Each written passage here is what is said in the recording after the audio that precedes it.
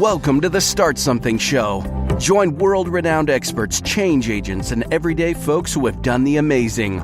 All here to help you start something incredible. Now it's time to step out, live your perfect day, and create a legacy with your host, Tina Dietz. Hello, Superstarters. This is Tina Dietz, and we're back with another Backstage Pass. Today, we have back with us Lisa Mininni from Excellerate Associates and the Excellerate Success Institute for Entrepreneurial and Leadership Development. Lisa is a hardwiring expert as well as a systems expert specializing in small business, as well as the best-selling author of Me, Myself, and Why, The Secrets to Navigating Change. Lisa, thanks for coming back with us on the Backstage Pass. Pleasure to be here. Yeah, awesome. Now, we had started talking about during the show a couple of things around systems and around hardwiring, and we had started opening up this conversation about why hardwiring, our own neurological hardwiring, the nature side of us rather than the nurture side, is so important in every area of life, but particularly the aspects of it that apply to business. And you had started telling us about external thinkers versus internal thinkers. Could you just recap that for us, and then we'll dig in deeper? Sure. Yeah, and it really is based on, it's kind of the communication driver that each one of us has. And we might have a high amount or a low amount of that driver in us. High or low does not mean good or bad, it just is. So there's not one perfect, hardwiring. We all have a combination of it. And it's that unique combination of it that will tell us whether or not we are an internal thinker, an external thinker, whether we like a team environment or we like our autonomy, whether we like to juggle our environment or we like sequence in our environment, or if we don't like a lot of structure or information, or maybe we do. So there's different combinations, and one of those factors in a person's hardwiring is whether or not is the communication factor. Are they an internal thinker or are they an external thinker? Internal thinkers like to process thought on the inside. Their strength is they think things through. They also, like to process their thoughts before they articulate them. And let me just say that everybody thinks and everybody talks. It's just how we develop. Yeah, and it's how we develop our ideas. And internal thinkers simply think on the inside. External thinkers, however, think and develop their ideas on the outside. And the way they develop that on the outside is by talking about them or through them. So they'll often say things like, well, let me just talk about this out loud, or, I really need to talk about this to resolve this. And it's because they're high on the communication scale. They want to talk through their ideas to generate those ideas, to solidify those ideas. So they might talk about 5 different ideas, but they do that just to solidify maybe that one idea by talking through it. Okay, so what would be a scenario where having this information would be? Can you give us, an example of a real life example, for example? Sure, yeah. Yeah, no. That was a great sentence. Yeah. I can give you a lot of examples. Okay. So let's say using that particular driver, this is often the case. I see this so much in teams where you'll have the internal thinkers who like to think on the inside, and you have the external thinkers that like to talk about their ideas. But here's the thing, in creating trust in teams, what sometimes you have is the external thinkers in a meeting will be talking about the ideas. They just say anything that comes into their mind. They say it out loud. And then you have the internal thinkers who like to ruminate about it, who like to really carefully think and choose their words before they actually talk about them. So here you have the external thinkers, and in some cases, the external thinkers take over the meeting, and the internal thinkers don't have an opportunity to contribute. Then this can also lead to trust issues, because an external thinker might be looking at an internal thinker and saying, I wonder what's on their mind. They're not saying anything. But the internal thinker's thinking, well, I wish I had a moment to say something because the external thinkers won't stop talking. And so then you have this distrust that begins to happen, especially on teams, when all it simply is how people are processing ideas and their thoughts. That's it. So then how, if you were in, as you've been working with teams, what are some of the ways that this whole scenario can shift so that we get the benefit of the internal thinkers' ideas and thoughts and everything kind of balances out? Yeah. And as a leader of a meeting, it's important for you perhaps to do a round robin where you take each person and you give them an opportunity to speak. Also, piece of agenda management. Agenda management is a very specific process that you take a meeting through, that you take everybody through. And what it does is it's, number one, there's things you need to do before the meeting to set up the meeting and give those internal thinkers an idea of what they can expect at the meeting and be prepared to come to talk about. Secondarily, at the meeting, you want to give that round robin and everybody an opportunity to also convey their ideas, and after the meeting. So any thoughts or ideas that were discussed at the meeting, give the internal thinkers a way to express themselves after the meeting, whether it's through an email that they send you as the leader of the group or some other way to communicate their ideas after they've had a chance to process all the thoughts from the meeting. And that's just one example of what you can do when you have a mix of both internal and external thinkers in one room or on one team. All right. Very, very good. Now, I could see where this could also be kind of holographic to other areas of life, too. Marriage, even parenting, having a child who's an external and a child who's an internal. It could be, and even, so this is a really important kind of skill set as a leader to have. You teach a whole course on this, though, right? I do. It's my Wired to Win course at excellerateassociates.com/wired to win. And there's hyphens between wired to and win. And they can get to it. But yeah, and really we look at all of the 4 communication channels, the autonomy, how much autonomy people need.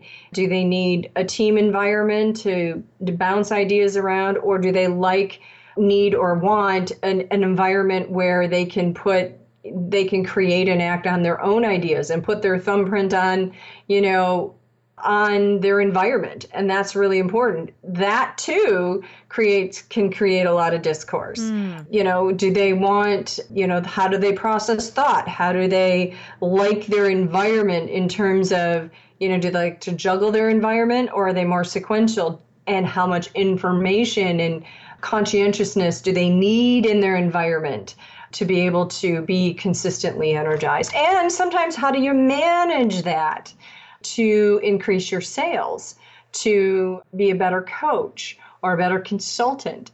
And sometimes we can be who we are. Obviously not sometimes. We want to be who we are with a level of awareness when to manage it. Great example, a lot of sales training shows you what to say, when to say it, how to close. They do not factor in who your audience is. And this is more than just mirroring somebody or, trying to emulate them to connect with them. This is about really understanding and catching the cues on how people want to receive their information. Because the more effective you are in delivering information the way the other person wants to receive it, the more effective that you'll be in your sales, in your overall relationship building, in your prospects that you meet during networking. And sometimes that means managing your own natural wiring. I've seen too many salespeople literally talk themselves out of a sale, when all they needed to do was be silent to allow that internal thinker to process what they were saying. Allowing the space for the moment, for the processing, getting more comfortable with the silence. Yes. It allows people to bring themselves closer to the table. Absolutely. Yeah. Well, you talk a lot about pulling clients in rather than pushing hard to get clients because, the focus of all your work that you do is around having a profitable business that is also extension of, your values and who you are and all of that, but really, a profitable business. Yeah. So let's talk about how does a small business owner bring in new business by pulling their ideal clients in? And this is where we talk about more of a systems approach. And most people are going out there, they're doing a lot of networking, meeting a lot of people, and then they have no way to connect with that person. And that's it. It goes into what I call the graveyard box of business cards. They have no systematic way, right? You like that? I have this mental image of this gray shoebox. It's like a grave, for business cards. Yeah, they have no way to follow up with them, no way to distinguish if they are a prospect or maybe they're just a referral source. And no way to keep in touch with that referral source or that referral or that prospect, and no way to give additional value. Here's a really simple way to immediately change that and really grow your network. And it's a process I teach my clients. Number one, you meet somebody at networking. Hello, nice to meet you. That's one touch point. That's the first touch point. You get a card from them. The second touch point comes when you're getting in your car to leave. Say you're leaving that networking appointment. Wouldn't it be nice if you had some postcards or note cards in your car with postage on them, and you write a little note to that person, nice to meet you at such and such a networking, and on the way back to your office, you put it in the post office, and a couple days later, they receive another note from you. Oh, how thoughtful. Or you systematize it with send out cards. That's what I use. Yeah. And then that's the second touch point. The third touch point comes when you get back to your office or back to your assistant, give them the business card, or you yourself connect with that person on social media, whether it's Twitter, whether it's LinkedIn, whether it's Facebook, wherever you find your ideal clients. And now you've identified 3 touch points and maximized your investment in your time in that networking, and exponentially will grow your network just by doing that. Beautiful. That's very cool. Now, if you say somebody has identified that someone that they've met is, one of their ideal clients is a good prospect, then what would you recommend that folks do to then continue that sales conversation without being salesy? Yeah. So a really great thing is if a person has what's called a lead generation system. Now, most people think that they have one when all they have really is an opt-in system. So there's a difference. The opt-in system is if they have a way that when you meet this prospect, you have a way of giving them something that will be of value to them and introduces them to maybe your proprietary system or your process in doing business with you. But it's something of value that provides instant value. And in return, when they opt in, you get their name and email, and it's permission based, and they opt in. So that's one way. And it's, an opt-in system is good. At least you have a system, a way for them to opt in, and a way to keep in touch. So it's really important that you have a strategy of keeping in touch. An opt-in system is fine, but again, this is a systems approach. You got to think about what the next step that they would take, or how can you add additional value that can be automated, that can still provide great value to them. Because this is about touch points. The difference between an opt-in system and a lead generation system is a lead generation system takes it one step further. Not only are they permission-based and opting in saying, yes, I want to get some information from you. I want to get value from what you offer. I'm kind of interested here.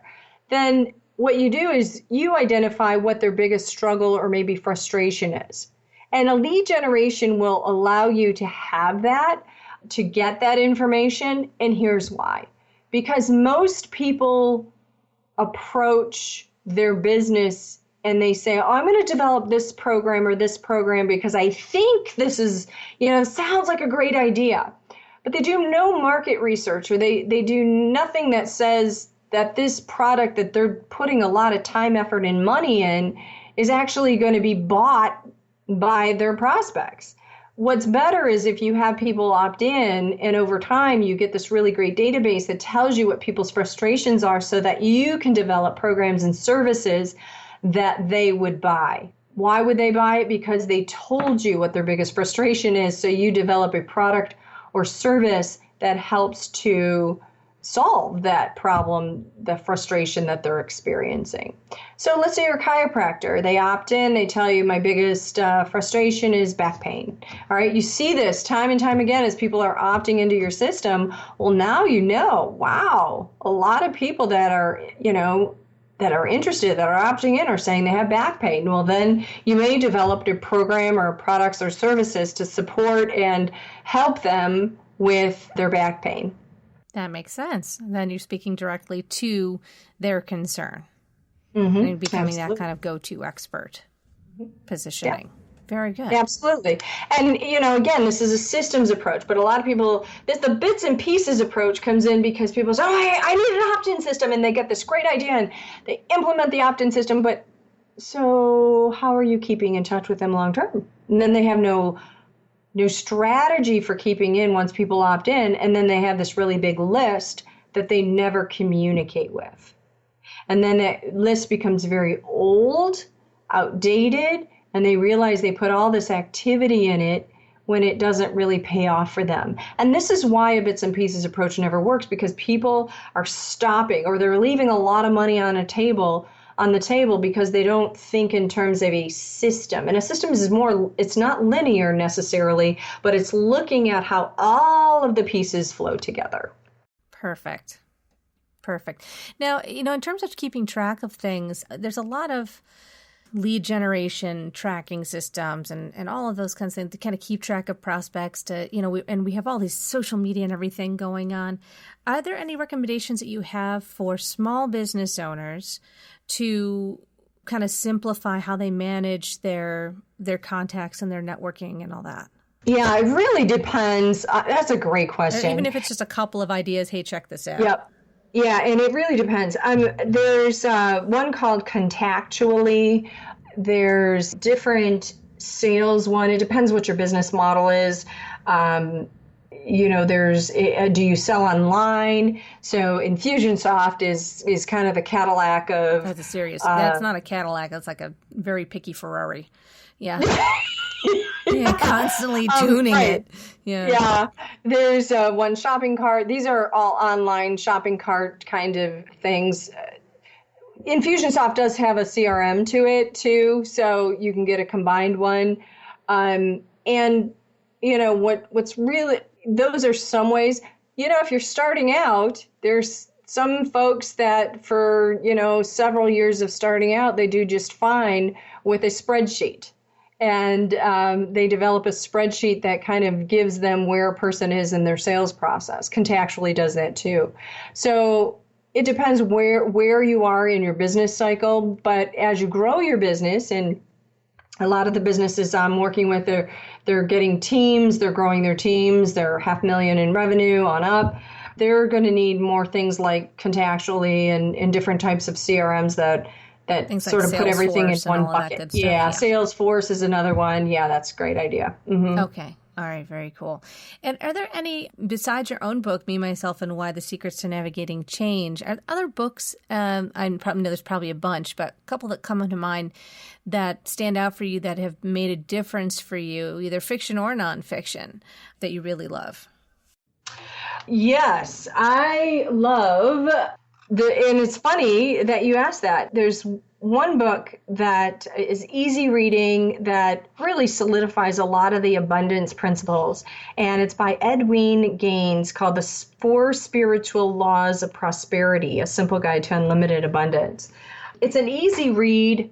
I like it for several reasons. And maybe this is because I believe in giving back, and I've got that in my own business. So it's important to me. But she talks about that as, as a key principle in sort of paying it forward. But I just find that book just really relevant to entrepreneurs, because I think you've got to get that flow started. And that's what the systems approach is all about, getting that flow started, right? And a lot of people hang on and, this has got to last, and comes from very scarcity thinking.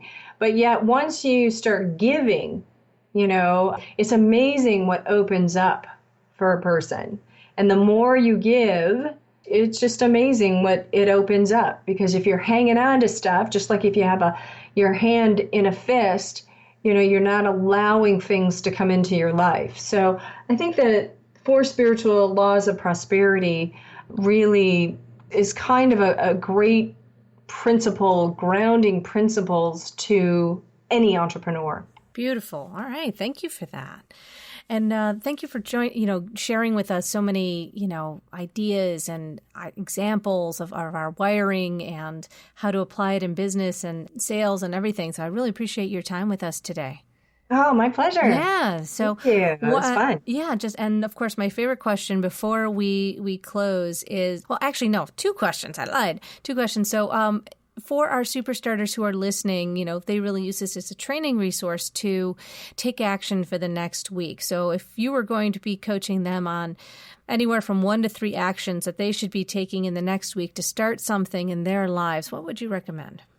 Yeah. Number 1, identify what are your goals that you want to achieve. And it should be under the context of the big contribution that you want to make in the world. Like, what is that big contribution that you want to make in the world through the work that you do?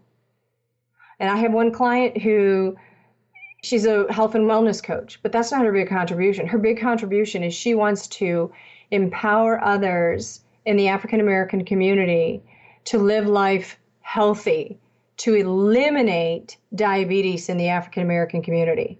Wow. Wow. That is her big contribution. Very powerful. So what is your big contribution? And then from there, develop your goals and objectives and Number 2, get really, really, really laser focused on who your ideal client is. Demographics, geographics, psychographics, those likability factors. And those would be the 2 most powerful things that you do. Thank you. Thank you so much. And now you have your marching orders this week, Super Starters, from Lisa Mininni. And remember, you can find more information back on the page here to connect with Lisa at ExcelerateAssociates.com. And she's also contributed articles to our archives here. So make sure you go deep into her information and connect with her on her website to get into all the juicy goodness. And if you want to dig deeper into the hardwiring, I highly recommend her course. What was the name of the course again, Lisa? Yeah, it's Wired to Win, Your Path to Purpose, Passion, Purpose, and Profits. Beautiful. All right, super starters, and thank you so much for being here this week. Lisa, a couple final words. What's the legacy you'd like to leave? I believe that when business owners are really successful, they give back, and they give back to nonprofits and causes. And those nonprofits and causes go out and they go into their communities. And because those communities have been affected and know what it's like to be helped, they pay it forward. And through that, I believe we will have world peace. And that is why I had you on the show, because my mission of 10,000 thriving businesses and your legacy could not be a better fit. Thank you again. And super starters, we will see you next time on the Backstage Pass.